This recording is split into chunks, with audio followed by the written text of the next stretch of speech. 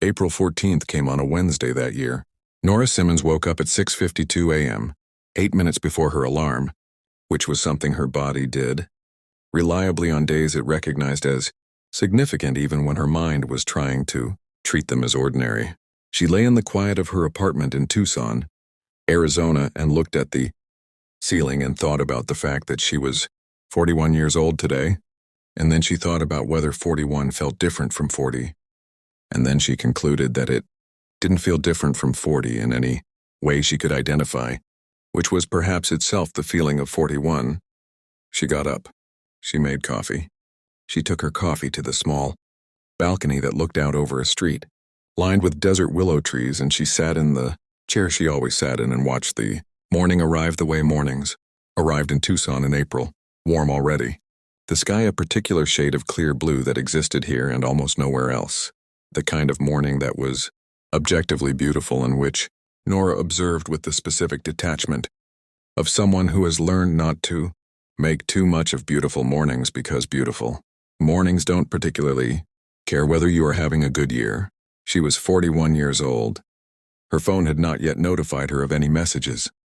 She checked it at 7:12 and there were none.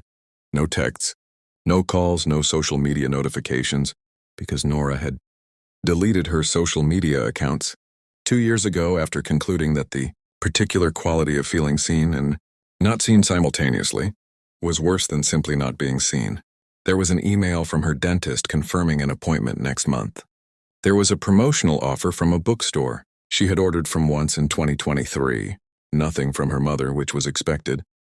Her mother, Barbara, was 72 and in an assisted living facility in Phoenix and had Alzheimer's, which had advanced to the stage where dates were no longer things she could hold on to, where the calendar had dissolved into a permanent present tense that Barbara navigated with a confusion that was sometimes distressing and sometimes, in a way that Nora found both strange and true, peaceful.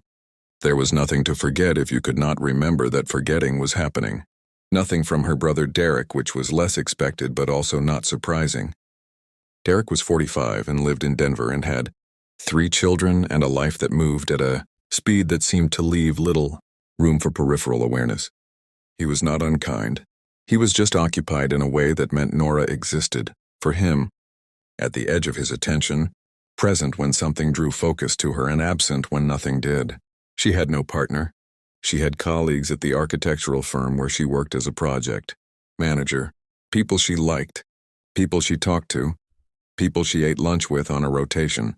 She had 2 friends, Julia in Chicago and Meredith in San Diego, who she spoke to regularly but not constantly, in the way of adult friendships that have survived distance by becoming excellent at intermittent contact and slightly worse at the daily texture of knowing someone. Julia would call later. She always called on Nora's birthday. It was one of the fixed things between them. Reliable and genuine, and also somehow not quite sufficient in a way that Nora could not articulate, without sounding like she was criticizing something she was actually grateful for. Meredith would text. A good text, warm, specific, referencing something from their last conversation. It would arrive sometime in the afternoon. Meredith being a person who moved through mornings slowly. These things would happen. They were not nothing. Nora knew they were not nothing and told herself this with the deliberate honesty of someone who has learned to notice the ways they minimize what they have when what they have is real but not quite what they meant. She went inside and made breakfast and ate it at her kitchen table, and it was a Wednesday. The birthday had gone uncelebrated in the formal sense for several years now, which was a fact Nora had different relationships with depending on the day. On ordinary days, she was fine with it.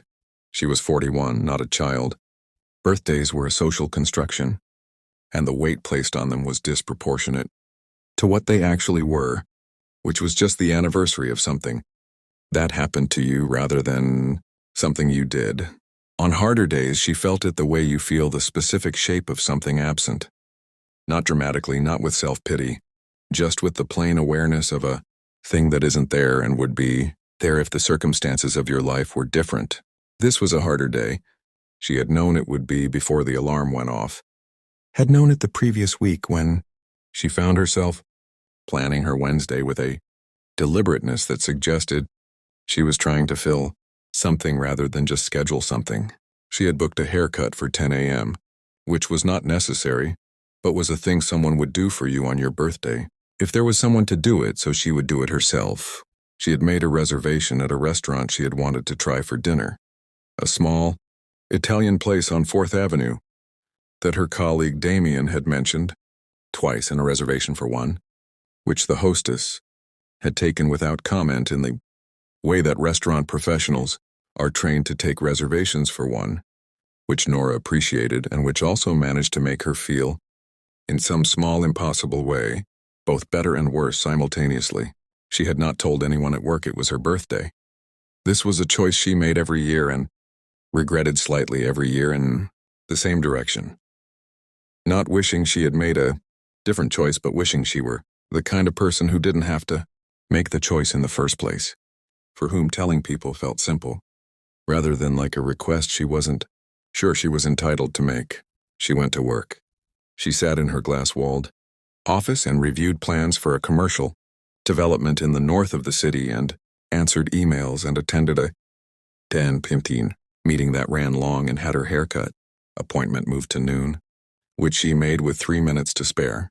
The woman who cut her hair was named Rosa, and she asked Nora how she wanted it, and Nora said the same as last time, and Rosa said, "You have great hair," and Nora said, "Thank you," and they talked about whether it was going to rain this weekend, which it wasn't. She walked back to the office with her hair cut and her birthday still happening around her like weather.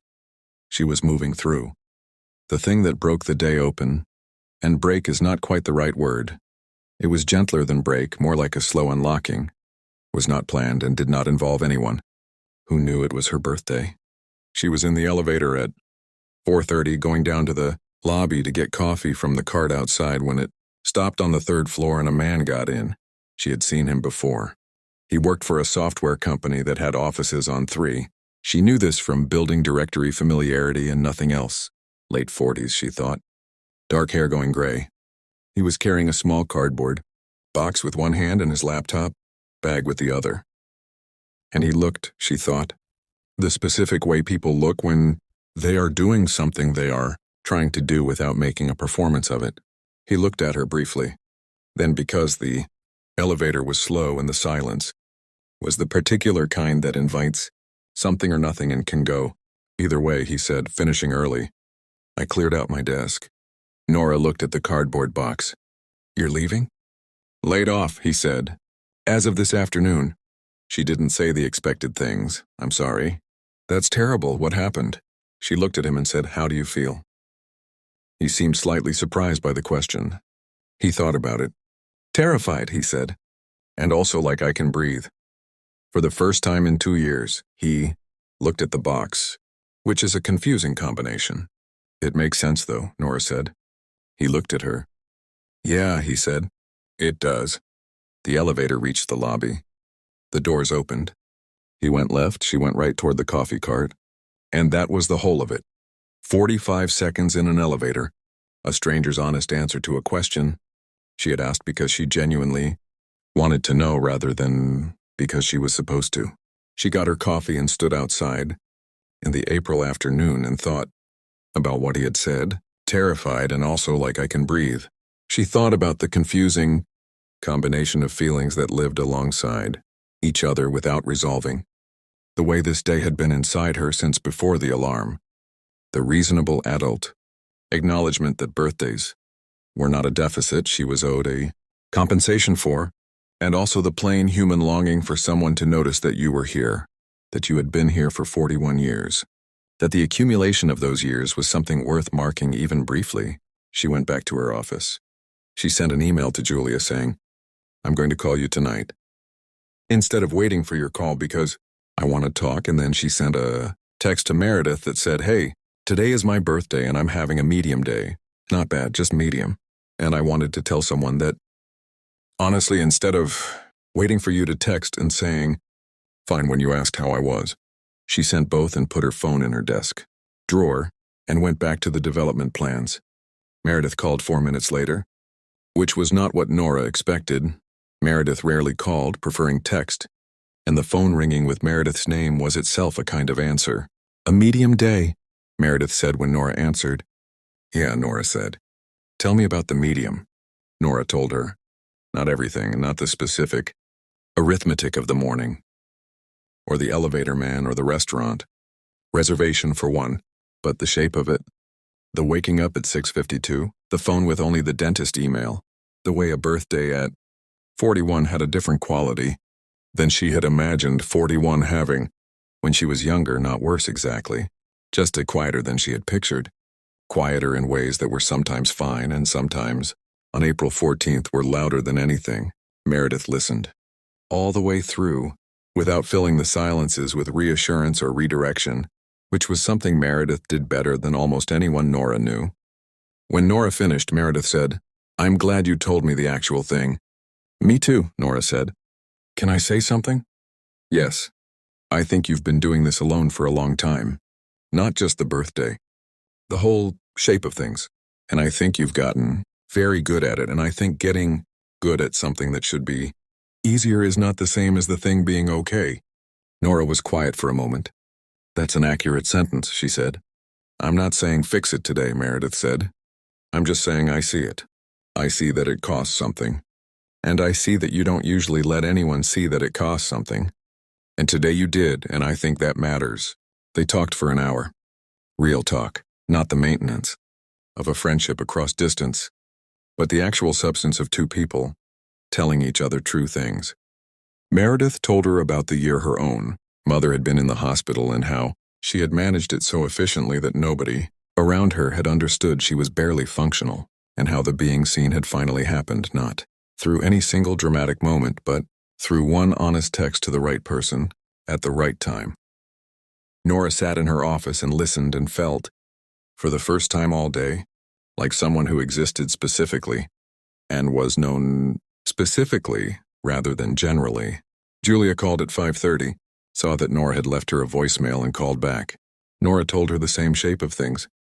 Differently, Julia's version was shorter and funnier, because Julia was the friend you told the funny version to, and Meredith was the friend you told the true version to, and having both was something Nora understood, for the first time with any clarity, as a genuine form of being rich. She went to the Italian restaurant at 7. She sat at her table for one and ordered the thing she wanted and drank one glass of wine and then another, and she thought about 41 and whether it was different from 40, and she arrived at a different answer than she had at 6:52 that morning. It was different. Not in the way of having more or being further along or any of the metrics she might have used at 30 or 35. Different in the way of a person who had sent 2 honest messages that afternoon and received 2 real responses, and had been in an elevator with a stranger who said terrified and also like I can breathe, and had not pretended that was not what he meant. She had let the day be what it was. She had not performed okayness at it. She had sent a text that said, "I'm having a medium day," and someone had called 4 minutes later and meant it. The tiramisu arrived and she had not ordered tiramisu. She looked up and the waiter said, "Compliments of the kitchen. We always do it for birthdays." And she had not told anyone it was her birthday, and she looked at the waiter and he shrugged and said, "It's something about the way people sit when they're dining alone on a day that matters." Nora looked at the tiramisu. She laughed. Genuinely. The kind that arrives without invitation. The kind you cannot assemble. The day had not been what she had once imagined 41 would look like. It had not been celebrated in the formal sense.